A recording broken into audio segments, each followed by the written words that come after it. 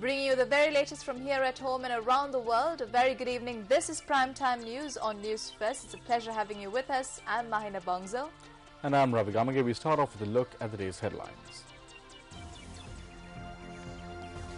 Sri Lankan issue rocks Indian Parliament. The United States says that the aim of the draft resolution against Sri Lanka is to get the world to join in encouraging the government of Sri Lanka to ensure meaningful and lasting national reconciliation. The senior legal advisor to the cabinet says that the resolution tabled by the United States lacks substance. An exercise track constructed in Gampaha. And Minister Johnston Fernando says that a final decision will be taken on the price revision of gas and milk powder after a study. As usual, we start off with headline-making news here at home.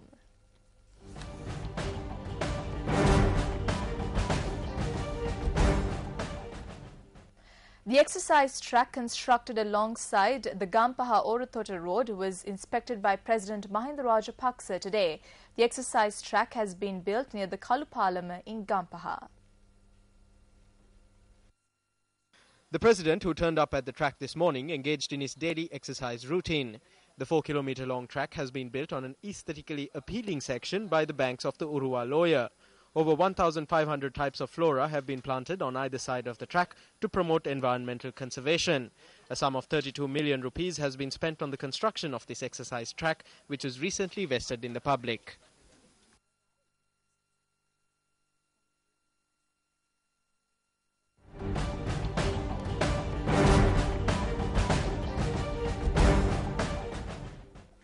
Minister of Cooperatives Internal Trade Johnston Fernando says that a study is being carried out with regard to a revision of gas and milk powder prices. Speaking at a media briefing today, the minister said that companies that import these items have demanded a price increase as prices in the world market have increased sharply.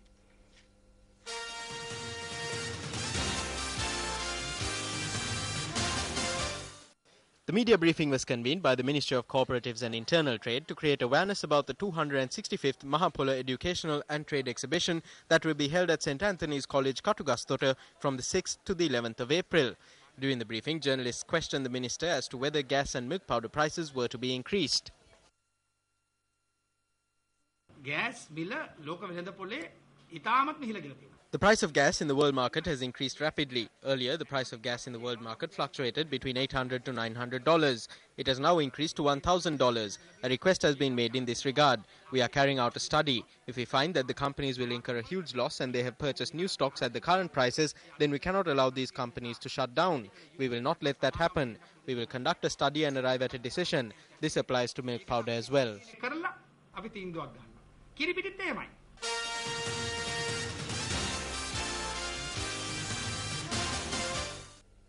The United States says that the aim of the draft resolution against Sri Lanka is to get the world to join in encouraging the government of Sri Lanka to take steps to ensure meaningful and lasting national reconciliation after the end of the war. This was expressed by Deputy State Department spokesman Mark C. Toner at the daily press briefing in Washington, D.C. yesterday. Responding to a question, Mark C. Toner also said that he is not aware of a request that had been made by Tamil Nadu from the Indian government to support the U.S. position. Do you have anything on the resolution against Sri Lanka's human rights violation in Geneva? Well, you saw, and I would refer you to the opening remarks by Ambassador Donohoe, and during the Human Rights Council. She gave a very extensive description of what our efforts are all about in tabling a draft resolution on Sri Lanka for consideration by the Council. And essentially, our goal here is to get the countries of the world to join in encouraging the government of Sri Lanka to take steps needed to ensure meaningful and lasting national reconciliation after this their long conflict. You know, this is something we've been asking the government of Sri Lanka, and it's through its Lessons Learned and Reconciliation Commission to address for some time. So it remains a serious concern. The government of the southern Indian state of Tamil Nadu has asked the Indian government to support that draft resolution and support the US position. Have you heard anything from the Indian government on this? I'm not aware that we've gotten any communications from the Indian government. I can check on that. The Sri Lankan government says that the resolution tabled by the United States against Sri Lanka at the United Nations Human Rights Council lacks substance. Senior legal advisor to the cabinet, former Attorney General Mohan Piri, said that the government has already begun establishing most of what has been requested in the US-sponsored resolution. Senior legal advisor to the cabinet, former Attorney General Mohan Piri, said that the government has also taken steps to implement the recommendations made in the Lessons Learnt and Reconciliation Commission report. Mohan Piri noted that a resolution which includes baseless facts will not help protect human rights in Sri Lanka. He said that there is no reasoning behind presenting such a resolution.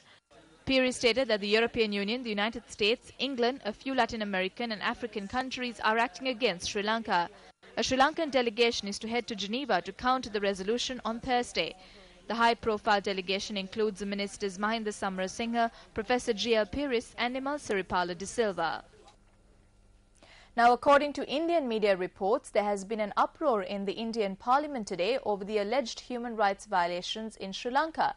MPs in both the Lok Sabha and the Raj Sabha had voiced their concern over the US draft resolution that was tabled at the 19th session of the United Nations Human Rights Council in Geneva. Indian media reports state that the DMK and the AIADMK and left parties had been quite vocal on the issue. The Indian opposition parties had raised concerns over alleged atrocities during the final stages of the conflict in Sri Lanka in the Indian Parliament today. According to NDTV, leader of the Communist Party of India, D. Raja, had criticized the government for not taking a stand on the issue, saying that India, being Sri Lanka's neighbor, should have moved the resolution and not the United States. He had said that the Indian government should take a stand with regard to the human rights violations that are said to have taken place in Sri Lanka.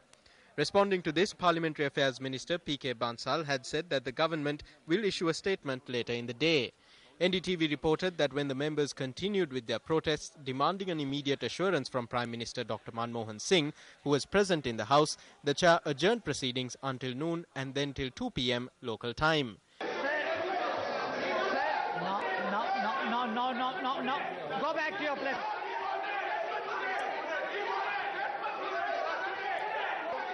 Sorry. Please,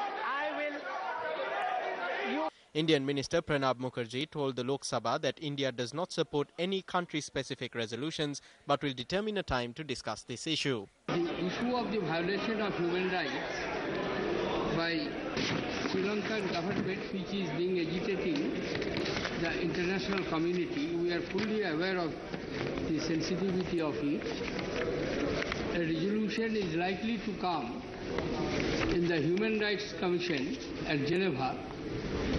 The government has already explained in details through written communications to the Chief Minister of Tamil Nadu and also to Sri Karunanidhi. Prime Minister has written 2 letters, one to Chief Minister and another to Sri Karunanidhi.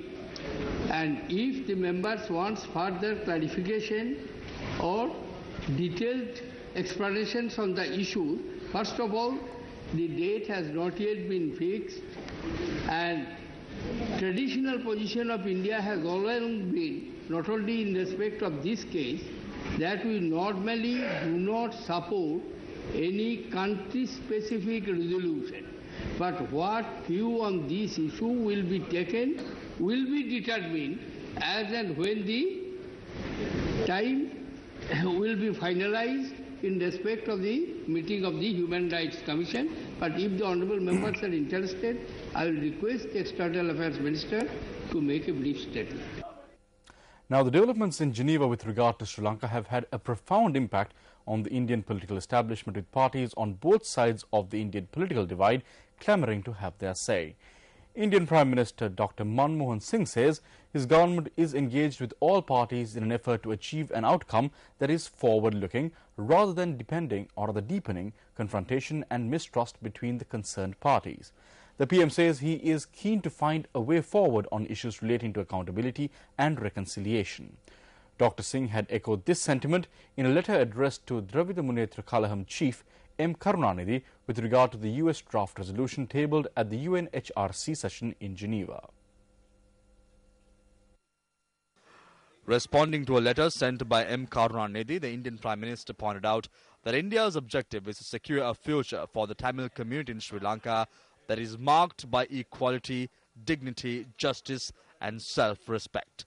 The Indian Prime Minister said that India has emphasized to the government of Sri Lanka the importance of a genuine process of reconciliation and to address the grievances of the Tamil community.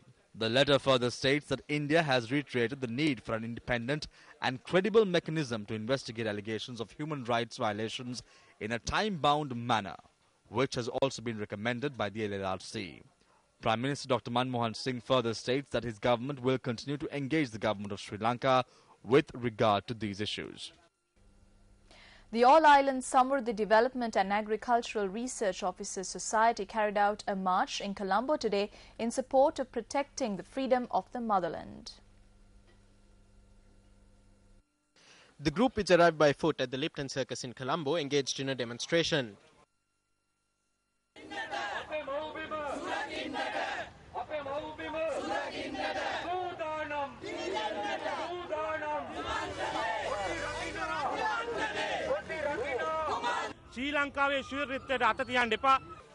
Don't lay a hand on Sri Lanka's sovereignty. The head of state of Sri Lanka, His Excellency Mahinda Rajapaksa, ended the 3-decade-long war and created a free country. At a time when the country is moving towards rapid development, don't pull us by the leg or harm us. Instead, provide our people with the strength to develop our economy.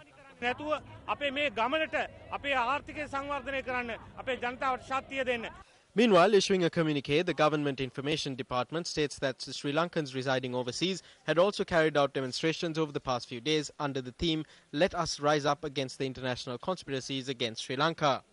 These demonstrations had been carried out in the Italian cities of Milan, Napoli and Rome and the French capital of Paris.